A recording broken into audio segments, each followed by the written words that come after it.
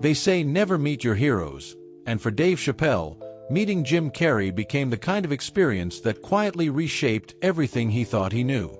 Long before that moment, Carrey had already built a reputation that felt almost unreal, an energy that didn't just live in his voice, but in his entire body.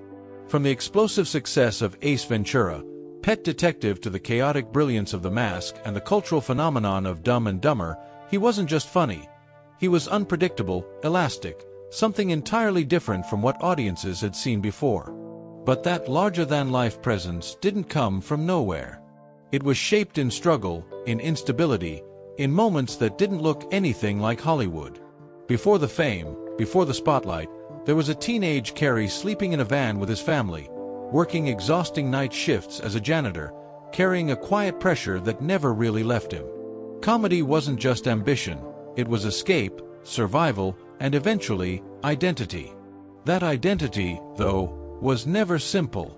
As his career exploded through films like The Truman Show and Man on the Moon, something deeper started to emerge beneath the surface. He wasn't just performing anymore. He was disappearing into roles, blurring the line between character and self in ways that fascinated audiences but unsettled people behind the scenes.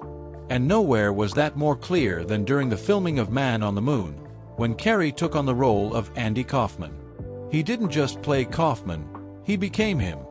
On set, off set, in every interaction, the transformation never switched off.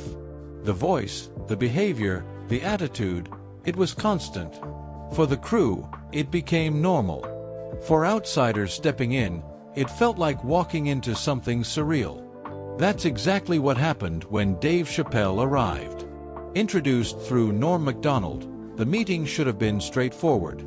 Two comedians, one moment, mutual respect. But from the second it began, something felt off. Because Jim Carrey wasn't there, not in the way Chappelle expected. Standing in front of him was Andy Kaufman, fully formed, fully committed, and completely unwilling to break. And what made it even stranger was that everyone else played along. The crew addressed him as Andy. Conversations unfolded as if the transformation was real. It wasn't a joke, it wasn't temporary, it was the reality of that set. And Chappelle, standing in the middle of it, could see through it instantly.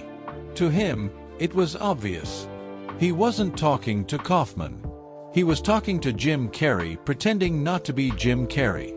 But the expectation wasn't to question it, it was to join it. And that's where the experience shifted. What should have been a quick introduction turned into hours. Hours of playing along with something that didn't feel real. Hours of holding a conversation with a character he didn't believe in. Later, when Chappelle spoke about it, there was humor in his tone, but underneath it, something else lingered. Disappointment. Because he hadn't gone there to meet a performance. He had gone there to meet a person. And that person never showed up. What he encountered instead was someone so deep inside a role that there was no space left for anything else. And the truth is, that moment wasn't an exception. It was a pattern. Throughout his career, Carrey has been described as someone capable of incredible warmth and connection, but also someone who could just as quickly pull away, shift, disappear into something internal.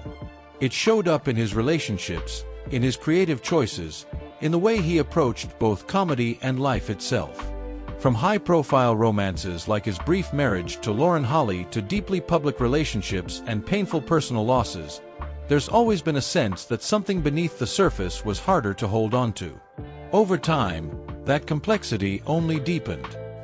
He turned to painting, to introspection, to ideas that pushed him further away from the version of himself the world first embraced. His performances became less frequent, more selective, but no less intense. Whether stepping into quieter roles or returning to bold characters like Dr. Robotnik in Sonic the Hedgehog.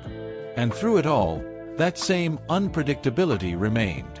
Not chaos exactly, but something harder to define. Something that doesn't settle easily into one identity. So when Dave Chappelle's comments resurfaced, they didn't just go viral because they were surprising. They hit because they revealed something people don't often see. Not the performer. Not the legend. but the space in between. The gap between who Jim Carrey is on screen and who he can be off it.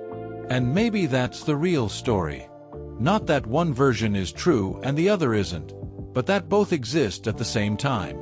A man who made the world laugh louder than almost anyone else, while quietly becoming someone even those closest to him didn't fully understand.